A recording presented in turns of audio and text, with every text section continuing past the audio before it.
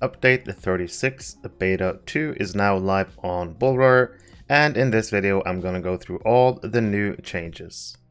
The redline set bonus for Beorning, the second in the line Battleborn, now correctly gives additional critical damage to offhands as well. Not just your main hand weapon, but also offhand.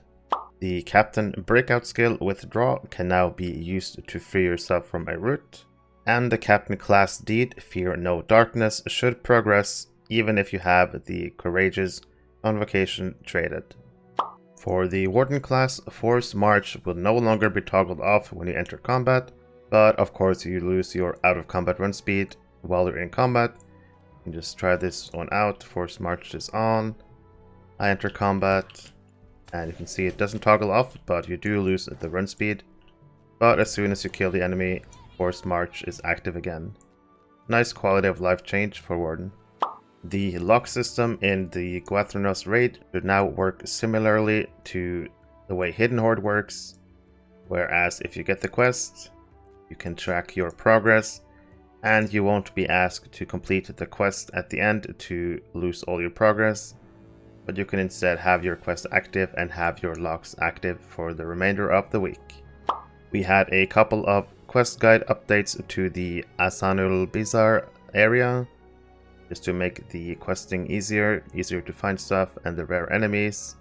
And we also have some changes to certain instances. Monster power drains from the Angmar and Moria instances no longer scale up with effect damage modifiers. So basically the power drain was too high and it has been scaled down to what it's supposed to be.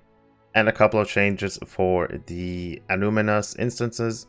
Valandil, which is the last boss in the Haud Valandil instance, no longer fully absorbs most damage types. He still has improved mitigations, but he will no longer fully absorb, so you'll be able to DPS Valandil, not at 100%, but still you'll be able to deal damage to him. But he still has reduced mitigation to Gwathrenost.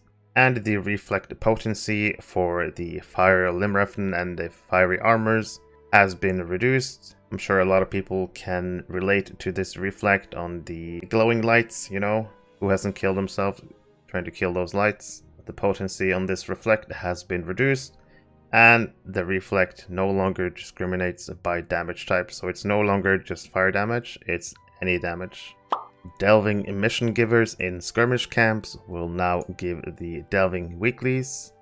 A nice change to run speed buffs and debuffs.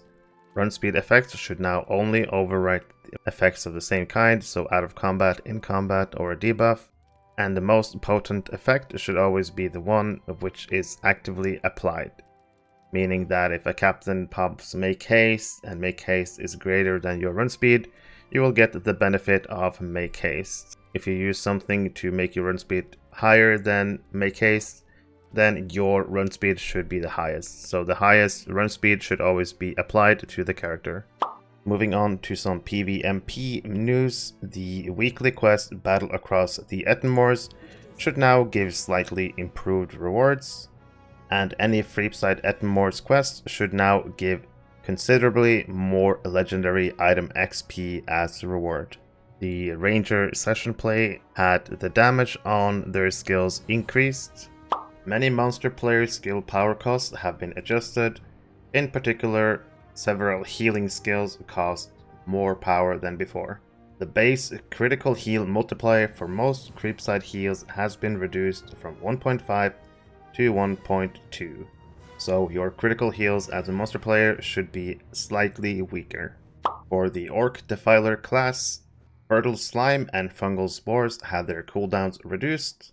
Fungal Spores' initial heal potency has been reduced, and Fertile Slime no longer has an initial heal. The base critical heal multiplier, healing from improved Blessing of Darkness, now occurs every 1 second rather than every 2 seconds. Constant Pain now pulses healing every 2 seconds, and also every 2 seconds will restore power to the Defiler. For the Orc Reaver class, Blade Toss should only apply the run speed or knockdown effects when hitting a target facing away from you.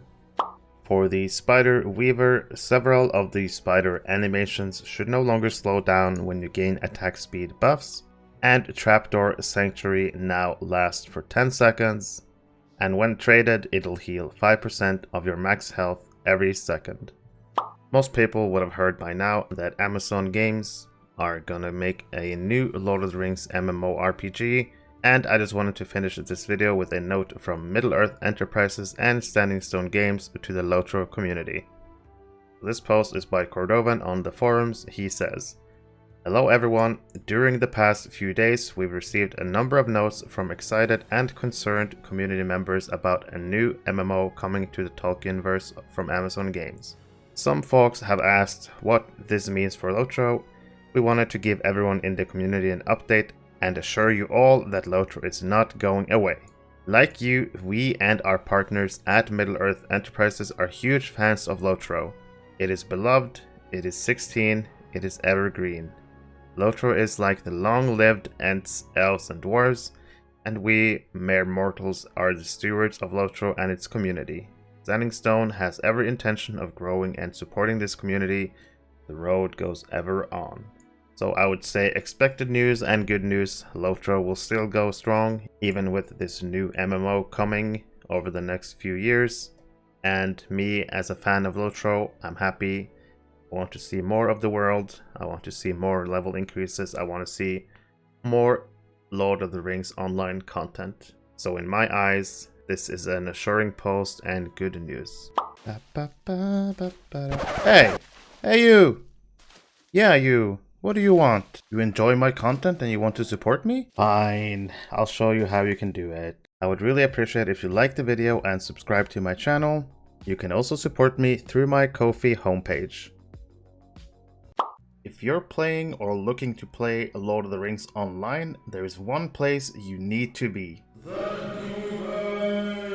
The Ghyniverse is a Discord server created for the community of the players of Lord of the Rings Online. The server is getting close to 7,000 members, and in this server you'll find tons of helpful information. There's monthly giveaways, easy access to patch notes, you can keep up with my YouTube videos, my streams. If you're a streamer, you can ask for the streamer role and you can announce your streams in the other stream channel. There are discussion channels for pretty much everything, every class, monster players. But the best thing about this server is probably the Gearing Resources tab, where you can find anything from trait lines for every class, every build. There are stat goals, where you can find out what stats you should aim for on your characters. Really helpful information about drop rates from instances, as well as screenshot from all the new loot that appears in the game. If you enjoy LOTRO, you should definitely consider joining this server, and hopefully I'll see you in Middle-earth.